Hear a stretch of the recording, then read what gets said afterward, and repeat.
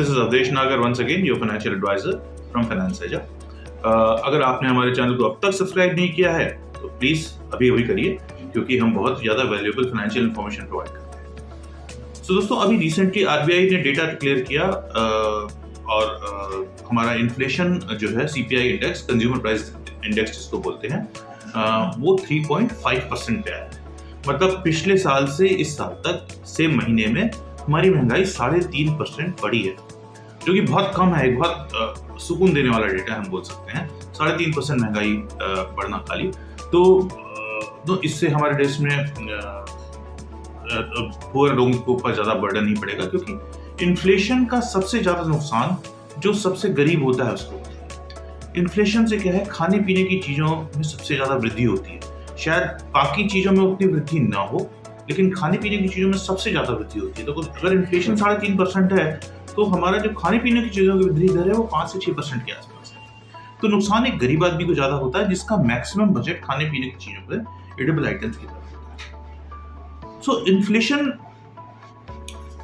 बढ़ने से क्या होता है कि एक गरीब आदमी को बहुत ज्यादा नुकसान होता है, लेकिन इन्फ्लेशन बहुत कम होने से भी इकोनॉमी को नुकसान होता है। सो इन्फ्लेशन कम होने से क्या होता है कि लोगों के पास, इन्फ्लेशन अगर कम रहेगा तो आपका वृद्धि नहीं होगी आप बिजनेसेस में, क्योंकि जो इन्फ्लेशन बढ़ता है उससे आपको फायदा होता है।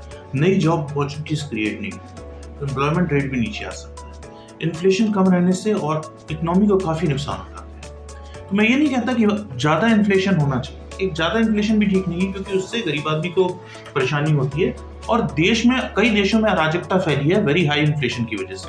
अभी भी हम देखेंगे बांग्लादेश में जो अराजकता फैली हुई है, इन्फ्लेशन रेट बहुत ज्यादा है। पाकिस्तान जैसे कंट्री में जहाँ इन्फ्लेशन की वजह से बहुत ज्यादा पॉलिटिकल इकोनॉमिकल टर्मोइल होते हैं, तो ज्यादा इन्फ्लेशन बहुत ही बुरी चीज है, पर बहुत कम इन्फ्लेशन भी अच्छी चीज नहीं है। तो इन्फ्लेशन क्या होना चाहिए, मॉडरेट होना चाहिए। एक 4% के आसपास का इन्फ्लेशन बहुत अच्छा है हमारे देश के लिए, क्योंकि ये एक बहुत ज्यादा महंगाई नहीं देता और एट द सेम टाइम हमें ग्रोथ की अपॉर्चुनिटी देता है, रेगुलर ग्रोथ होती है।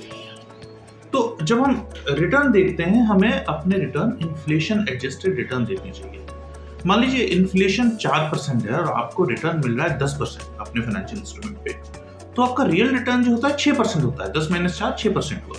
लेकिन वहीं अगर इन्फ्लेशन 8% है और आपका रिटर्न 12% है, आपका एक्चुअल रिटर्न 4% ही होता है। सो एक मॉडरेट इन्फ्लेशन एनवायरनमेंट आइडियल है। एक 4% के आसपास, 4, 4.5, 3.5 के आसपास का इन्फ्लेशन, ये एक आइडियल एनवायरनमेंट है।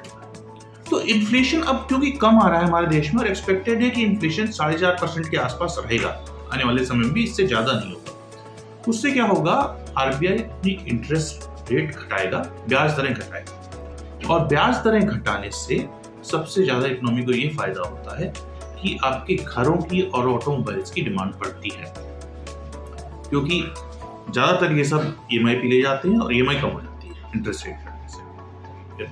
और हमें एज ए इन्वेस्टर इस समय क्या करना चाहिए, जब इंटरेस्ट रेट कम होता है तो फिक्स्ड इनकम इंस्ट्रूमेंट काफी अच्छा ऑप्शन हो सकता है इन्वेस्टमेंट के लिए, क्योंकि अगर आपने कोई फिक्स्ड इनकम इंस्ट्रूमेंट खरीदा है जो 7 या 8% के इंटरेस्ट पे है, और एक साल में 1% इंटरेस्ट कम आ जाता है, सेम फिक्स्ड इनकम इंस्ट्रूमेंट पे नया इंस्ट्रूमेंट जो आप लेंगे तो आपको 6 से 7% का ब्याज मिलेगा। तो आप अभी से अगर हायर रेट ऑफ इंटरेस्ट में डिप्लॉय रहेंगे तो वो आपका मेंटेन रहेगा आगे आने से। अगर आप बॉन्ड खरीदते हैं जो कि मार्केट में ट्रेड होते हैं, तो आप शायद साल भर बाद इसको अच्छे प्राइस पे बेच सकते हैं, क्योंकि जब इंटरेस्ट रेट कम होता है तो बॉन्ड के प्राइस बढ़ते हैं, क्योंकि वो आपको ज्यादा इंटरेस्ट दे रहे हैं। जो ज्यादा इंटरेस्ट रेट दे रहा है उसका प्राइस ज्यादा रहेगा। सो इंटरेस्ट रेट समय बहुत अच्छा है इस समय फिक्स्ड इनकम वालों के लिए, अगर वो लॉन्ग टर्म के लिए डिप्लॉय कर सकें, स्पेशली अगर आप गवर्नमेंट बॉन्ड और लॉन्ग टर्म बॉन्ड खरीदें। सो इसी के साथ we sign off for this video, और हम जल्दी ही प्रस्तुत होंगे फिर एक और अच्छे वीडियो के साथ। तब तक के लिए हमें आज्ञा दीजिए, और प्लीज हमारे चैनल को विशेषकर सब्सक्राइब करिए। धन्यवाद, नमस्कार।